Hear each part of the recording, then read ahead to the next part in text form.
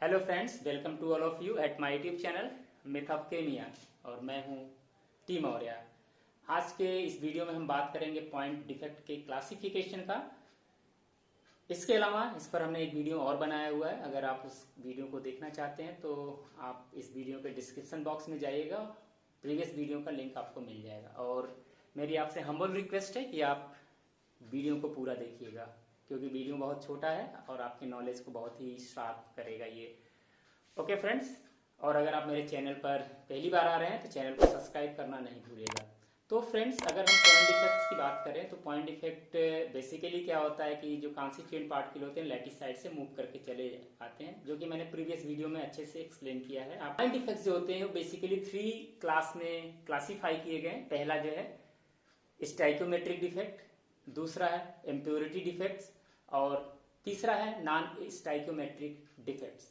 तो फ्रेंड, आज की वीडियो में केवल और केवल आपसे स्टाइकोमेट्रिक डिफेक्ट्स की ही बात करूंगा और अपकमिंग वीडियोस में बाकी 2 remaining impurities and non stoichiometric defects की बात करेंगे। फर्दर स्टाइकोमेट्री डिफेक्ट्स को क्लासीफाई किया गया, उस पर भी बात करेंगे। लेकिन सबसे पहले आप जानिए कि स्टाइकोमेट्रिक डिफेक्ट्स होता क्या है। बेसिकली स्टाइकोमेट्रिक जो टर्म्स है ये एक वर्ड, ग्रीक वर्ड स्टाइकियन से अराइज हुआ। स्टाइकियन का मतलब होता है फार्मूला एंड मेट्रिक का मतलब होता है मेजरमेंट। मीन्स जो फार्मूला बेस्ड मेजरमेंट होता है उसको हम लोग स्टाइकोमेट्रिक कहते हैं। तो मेजरमेंट में क्या होता है, बेसिकली बहुत सी चीजें आती हैं। आप इस पर भी वीडियो हम बताएंगे, स्टाइकोमेट्रिक टर्म्स पर स्पेशली एक वीडियो हम बनाएंगे। ठीक है फ्रेंड, तो स्टाइकोमेट्री मीन्स जो फार्मूला है, जनरली आप जानते हैं कि जैसे मान लीजिए कि आपने वाटर लिया तो वाटर में आप देखेंगे हाइड्रोजन और ऑक्सीजन का रेशियो कांस्टेंट होता है। अगर HCl लिया तो उसमें भी हाइड्रोजन और क्लोरीन का रेशियो कांस्टेंट होता है। अगर आपने NaCl लिया तो उसमें भी रेशियो सोडियम और क्लोरीन का कांस्टेंट होगा। ठीक है, तो अगर रेशियो उनका जो है कि फ्रैक्शन में नहीं है, जैसे वाटर के केस में 2:1, HCl के केस में 1:1, NaCl के केस में 1:1 का रेशियो है उनके कॉन्स्टिट्यूएंट एटम्स का, तो इसमें हम इसको कहते हैं कि इनका फार्मूला स्टाइकोमेट्रिक फॉर्म में है। ठीक है, तो जब डिफेक्ट अराइज होता है, डिफेक्ट में भी हो सकता है कि फार्मूले के जो कॉन्स्टिट्यूएंट पार्टिकल हैं वो कम ज्यादा हो जाएं। ठीक है, लेकिन इस तरह के डिफेक्ट में ऐसा नहीं होता है। इस तरह के डिफेक्ट में ये होता है कि जो फार्मूला पहले था, अगर सपोज NaCl है फार्मूला, तो डिफेक्ट अराइज होने के बाद भी फार्मूला NaCl ही रहेगा।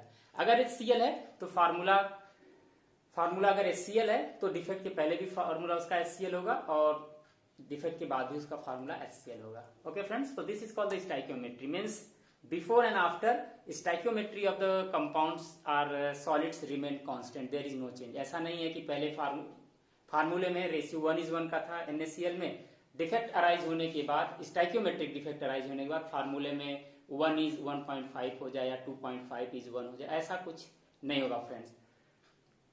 फर्दर अब आप बात करते हैं हम लोग इसके क्लासिफिकेशन का। स्टाइकोमेट्रिक के टाइप्स की बात करें तो यहाँ पे 4 टाइप्स के डिफेक्ट्स पाए जाते हैं। एक को हम कहते हैं वैकेंसी डिफेक्ट्स, दूसरे को इंटरस्टिशियल डिफेक्ट, तीसरे को हम लोग बोलते हैं शॉर्टी डिफेक्ट और फोर्थ को बोलते हैं फ्रैंकल डिफेक्ट। तो जो वैकेंसी डिफेक्ट होता है फ्रेंड्स, इस पर बात करेंगे हम। लेकिन उससे पहले एक चीज और जानिए कि स्टाइकोमेट्रिक डिफेक्ट जो होता है इसको थर्मोडायनेमिक डिफेक्ट्स के नाम से भी जाना जाता है, या इसका एक और नाम है that is called the intrinsic defect.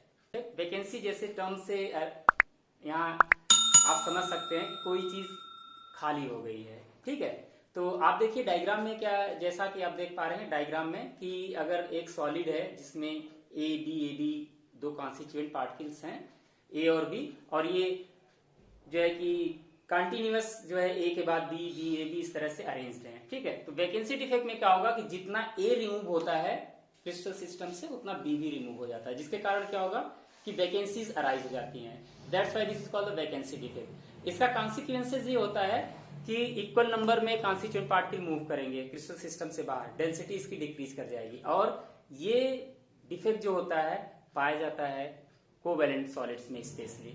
दूसरा इंटरस्टिशियल डिफेक्ट, जैसा नाम से पता है इंटरस्टिशियल का मतलब कि कुछ खाली स्पेस होगा, उस खाली स्पेस में एटम्स चले जाएंगे। और इसके लिए सबसे इंपॉर्टेंट क्राइटेरिया ये होता है कि जो भी सॉलिड होगा, स्पेशली कोवैलेंट सॉलिड, उसमें एक कॉन्स्टिट्यूएंट पार्टिकल की साइज छोटी होगी, दूसरे की बड़ी होगी। जैसा डायग्राम में आप देख रहे हैं, ए की साइज बी के कंपेरिजन में छोटी बनाई गई है ताकि आपका कॉन्सेप्ट बेहतर हो सके। ठीक है, इसके बाद क्या होगा कि ए क्या करेगा कि जो वाइड्स होते हैं, इंटरस्टिशियल साइड्स होते हैं, वहां पर मूव करके चले जाते हैं। तो आप देखेंगे कि ए मूव करके चला गया है वाइड्स में, ठीक है।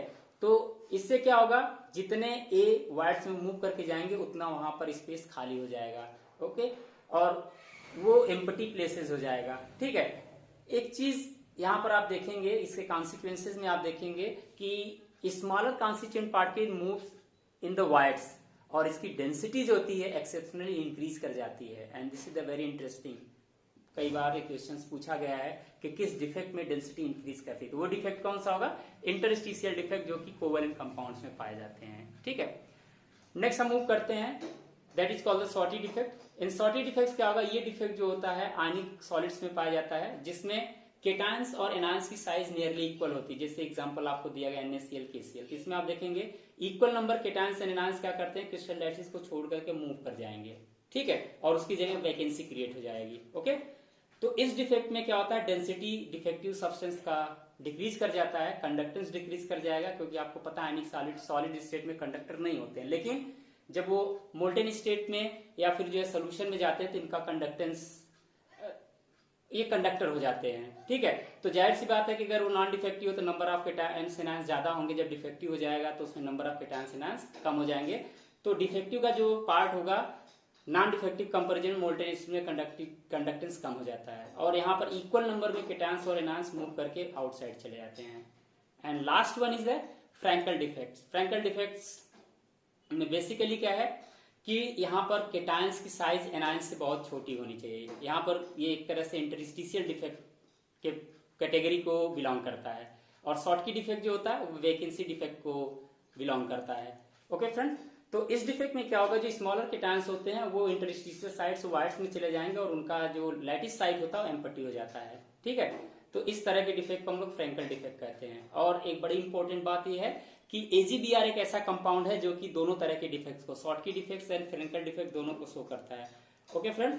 और इसके जो कॉन्सिक्वेंसेज होते हैं, डेंसिटी यहाँ कांस्टेंट होती है, कंडक्टेंस बढ़ जाती है, इसलिए बढ़ जाती है कि जो स्मॉलर केटायंस होते हैं उनका मोबिलिटी होने के चांसेस होते हैं, दैट्स व्हाई यहाँ कंडक्टेंस बढ़ जाएगा। केटायन की साइज हमेशा एनायन से छोटी होनी चाहिए फ्रेंड्स, इस बात को याद रखेंगे, ओके फ्रेंड्स।